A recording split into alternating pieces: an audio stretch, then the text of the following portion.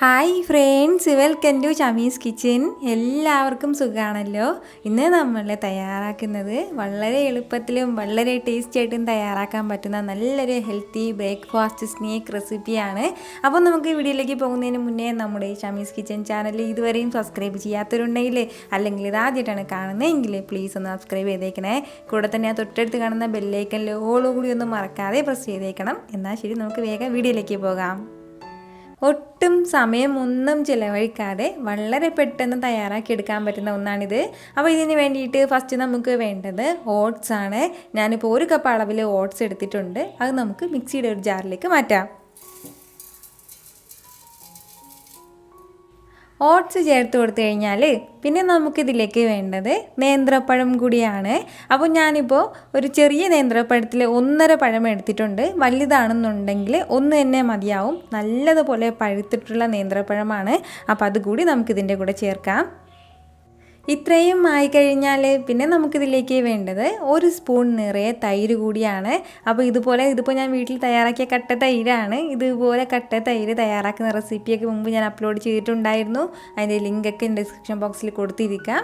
എല്ലാവരും ഒന്ന് കണ്ട് നോക്കിയേക്കണം. അപ്പോൾ അധികം പുളിയില്ലാത്ത തൈരാണിത്. അപ്പോൾ അതുകൂടി നമുക്കിതിൻ്റെ കൂടെ ചേർക്കാം.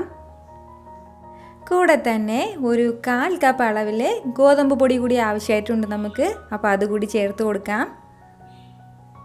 അതുപോലെ തന്നെ 1 സ്പൂൺ നിറയെ നമുക്ക് പഞ്ചസാരയും കൂടി ഇതിലേക്ക് ആവശ്യമായിട്ടുണ്ട്. അപ്പം നമ്മൾ ഇത് നല്ല ഹെൽത്തി ആയിട്ട് തയ്യാറാക്കണം എന്നുണ്ടെങ്കിൽ പഞ്ചസാര നമുക്ക് ഒഴിവാക്കിയിട്ട് തേൻ ചേർത്ത് കൊടുക്കാം. അല്ലാന്നുണ്ടെങ്കിൽ കൊച്ചുകുട്ടികൾക്ക് കൊടുക്കാനൊക്കെ ആണെന്നുണ്ടെങ്കിൽ ഒരല്പം മധുരം കൂടി ചേർക്കുമ്പോഴത്തേക്കും അവർക്ക് നല്ല ഇഷ്ടമായിട്ട് കഴിച്ചോളും.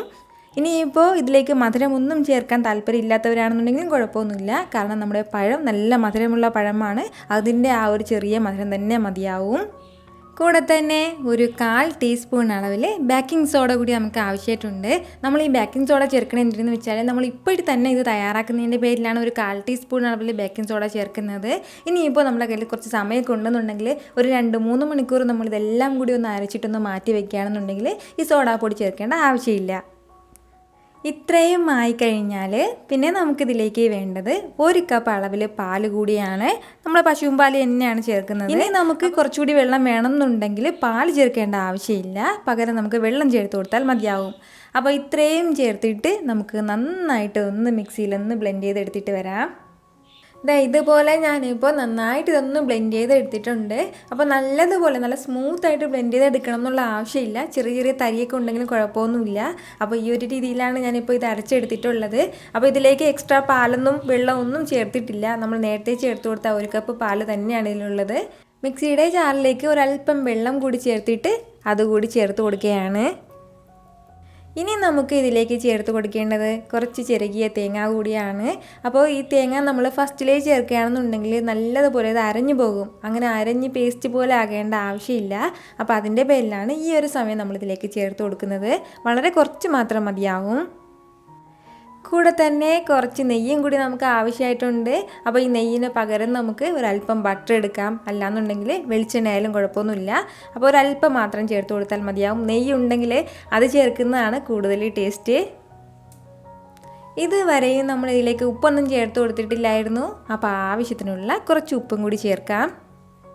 ഇത്രയും ആയിക്കഴിഞ്ഞാൽ ഇനി നമുക്ക് വേണ്ടത് നന്നായിട്ട് ഇതെല്ലാം കൂടി ഒന്ന് മിക്സ് ചെയ്തെടുക്കണം. സാധാരണ നമ്മുടെ ദോശമാവൊക്കെ തയ്യാറാക്കുമ്പോൾ ആ ഒരു കട്ടിയുണ്ടല്ലോ, എന്നാൽ ഇഡ്ഡലി മാവിൻ്റെയൊക്കെ അത്രയ്ക്കും ആ ഒരു കട്ടിക്ക് എടുക്കുന്നതാണ് കുറച്ചുകൂടി നല്ലത്.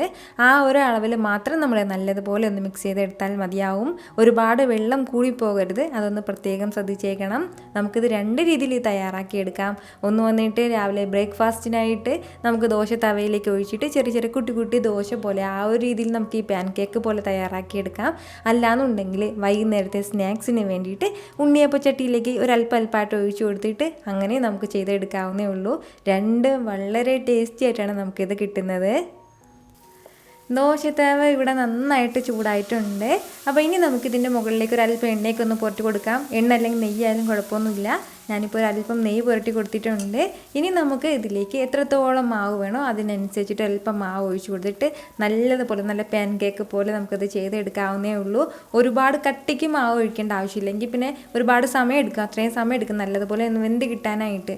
അതിൻ്റെ പേരിൽ ഈ ഒരു അളവിൽ തന്നെ കുട്ടി കുട്ടി ദോശയുടെ ആ ഒരു ഷേപ്പിൽ മാത്രം നമുക്ക് നല്ലതുപോലെ ചെയ്തെടുത്താൽ മതിയാവും. ഫ്ലെയിം നമ്മൾ ഒരുപാട് കൂട്ടി വെക്കേണ്ട ആവശ്യമില്ല, നന്നായിട്ട് കുറച്ച് വെച്ചിട്ട് തന്നെ നമുക്ക് ചെയ്തെടുക്കാവുന്നേ ഉള്ളൂ.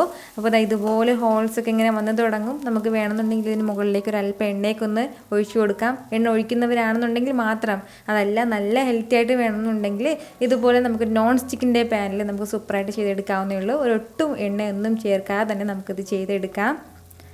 ഇതുപോലെ ഒരു സൈഡ് ഒന്ന് വെന്ത് കഴിഞ്ഞാൽ പിന്നെ നമുക്ക് തിരിച്ചിട്ട് കൊടുക്കണം. രണ്ട് സൈഡും നല്ലതുപോലെ ഒന്ന് വെന്ത് കഴിഞ്ഞാൽ പിന്നെ നമുക്കിത് എടുക്കാവുന്നേ ഉള്ളൂ. ഈ ഒരു രീതിയിൽ നമുക്ക് പാൻ കേക്ക് പോലെ ചെയ്തെടുക്കാം. അല്ലാതെ നമുക്ക് തയ്യാറാക്കി എടുക്കാൻ പറ്റുന്ന ഉണ്ണിയപ്പച്ചട്ടിയിലേക്ക് ഒഴിച്ചിട്ട് ആ ഒരു രീതിയിലും ചെയ്തെടുക്കാം. അപ്പോൾ ഉണ്ണിയപ്പച്ചട്ടിയൊക്കെ ഞാനിപ്പോൾ ഇവിടെ ചൂടാക്കാൻ വേണ്ടി വെച്ചിട്ടുണ്ട്. അതിലേക്ക് ഒരല്പം എണ്ണയൊക്കെ ഒന്ന് ഒഴിച്ചു കൊടുക്കുകയാണ്. കുറച്ച് മാത്രം മതിയെങ്കിൽ കുറച്ച് മതിയാവും. അതല്ല നോൺ സ്റ്റിക്കിൻ്റെ ഉണ്ണിയപ്പച്ചട്ടിയാണെന്നുണ്ടെങ്കിൽ എണ്ണയുടെ ആവശ്യം വരില്ല. വളരെ കുറച്ച് മാത്രമേ നമ്മളതിലേക്ക് മാവ് ചേർക്കാൻ പാടുള്ളൂ. ഒരുപാട് മാവ് ഒഴിക്കുകയാണെന്നുണ്ടെങ്കിൽ അത്രയും സമയമെടുക്കും ഇത് വെന്ത് കിട്ടാനായിട്ട്. എത്രത്തോളം കുറച്ച് മാവ് ഒഴിക്കുന്നോ അത്രയും നല്ലതാണ്. ഇതുപോലെ നമ്മുടെ സ്നാക്സ് എല്ലാം ഒരു സൈഡ് ഒന്ന് വെന്ത് കഴിഞ്ഞാൽ പിന്നെ നമുക്ക് തിരിച്ചിട്ട് കൊടുക്കാം. നമ്മളിപ്പോൾ ഇത് ഉണ്ണിയപ്പച്ചട്ടിയിലേക്ക് ഒഴിച്ചു എന്ന് വെച്ചിട്ട് ഉണ്ണിയപ്പത്തിൻ്റെ ആ ഒരു ഷേപ്പിലായിരിക്കില്ല നമുക്കിത് കിട്ടുന്നത്. കുറച്ച് ഷേപ്പൊക്കെ മാറിയിട്ടായിരിക്കും കിട്ടുന്നത്. കാരണം അത്രയ്ക്കും സോഫ്റ്റ് ആയിട്ടുള്ള മാവാണ്. നല്ല ക്രിസ്പി ആയിട്ട് ഉണ്ടാവില്ല, നല്ല സോഫ്റ്റ് ആയിട്ടാണ് നമുക്കിത് കിട്ടുന്നത്. ഇതൊന്ന് അടച്ചു വെച്ച് നമ്മൾ വേവിച്ചെടുക്കുകയാണെന്നുണ്ടെങ്കിൽ ഒരുപാട് സമയത്തിൻ്റെ ആവശ്യമില്ല. പെട്ടെന്ന് തന്നെ നമുക്കിതെല്ലാം ചെയ്തെടുക്കാവുന്നേ ഉള്ളൂ. രണ്ട് സൈഡും ഇതൊന്ന് വെന്ത് കഴിഞ്ഞാൽ പിന്നെ നമുക്കിത് എടുക്കാം. ഈ ഒരു രീതിയിൽ രാവിലത്തെ ബ്രേക്ക്ഫാസ്റ്റ് ആയിട്ടാണെന്നുണ്ടെങ്കിലും അല്ലാന്നുണ്ടെങ്കിൽ വൈകുന്നേരത്തെ സ്നാക്സ് ആയിട്ടാണെന്നുണ്ടെങ്കിലും നമുക്ക് നല്ല സൂപ്പറായിട്ട് ചെയ്തെടുക്കാൻ പറ്റുന്ന ഒന്നാണ്. ഇതുവരെ ഇതുപോലെ ട്രൈ ചെയ്തിട്ടില്ലാത്തവരുണ്ടെങ്കിൽ ഉറപ്പായിട്ടൊന്ന് ട്രൈ ചെയ്ത് നോക്കണം. അതിനുശേഷം നിങ്ങളുടെ ഫീഡ്ബാക്ക് എനിക്ക് മറക്കാതെ ഒന്ന് അറിയിക്കുകയും വേണം. അപ്പോൾ ഈ വീഡിയോ നിങ്ങൾക്ക് ഇഷ്ടമായിട്ടുണ്ടെന്നാണ് എൻ്റെ വിശ്വാസം. ഇഷ്ടമായാൽ ഇതൊന്ന് ലൈക്ക് ചെയ്തേക്കണം. കൂടെ തന്നെ ഇത് മറ്റുള്ളവരും കാണണമെന്ന് ആഗ്രഹിക്കുന്നുണ്ടെങ്കിൽ നിങ്ങളുടെ ഫ്രണ്ട്സിനും ഫാമിലിക്കും എല്ലാവർക്കും ഒന്ന് ഷെയർ ചെയ്ത് കൊടുക്കാനും മറക്കരുത്. വീണ്ടും നല്ലൊരു ഉഷാറ് വീഡിയോ ആയിട്ട് ഞാൻ വരുന്നതായിരിക്കും. അതുവരെ എല്ലാവരും ഹാപ്പി ആയിട്ടിരിക്കുക, സന്തോഷമായിട്ടിരിക്കുക, എല്ലാവരും സേഫ് ആയിട്ടിരിക്കണം. Take care friends. പിന്നെ ഒരു കാര്യം കൂടി, നമ്മുടെ ഷാമീസ് കിച്ചൻ്റെ ഇൻസ്റ്റാഗ്രാമും ഫേസ്ബുക്കും ഇതുവരെയും ഫോളോ ചെയ്യാത്തവരുണ്ടെങ്കിൽ ഒന്ന് ഫോളോ ചെയ്തേക്കണേ. ഒരുപാട് പേര് ഇനിയും ഫോളോ ചെയ്യാനായിട്ടുണ്ട്. അപ്പോൾ ഇതുവരെയും ഫോളോ ചെയ്യാത്തവരുണ്ടെങ്കിൽ ഒന്ന് ഫോളോ ചെയ്തേക്കണം. നമ്മുടെ പുതിയ പുതിയ അപ്ഡേറ്റ്സും അതുപോലെ തന്നെ ഒരുപാട് ഫോട്ടോസും ഒക്കെ ഞാനിപ്പോൾ അതിലേക്ക് അപ്ലോഡ് ചെയ്യുന്നുണ്ട്. അപ്പോൾ ഫേസ്ബുക്കും ഇൻസ്റ്റാഗ്രാമും ഉള്ളവരാണെന്നുണ്ടെങ്കിൽ ഉറപ്പായിട്ട് ഒന്ന് ചെയ്തേക്കണം. ഞാൻ എൻ്റെ ലിങ്കൊക്കെ ഡിസ്ക്രിപ്ഷൻ ബോക്സിലും പിൻ ചെയ്തൊക്കെ കൊടുത്തിട്ടുണ്ട്.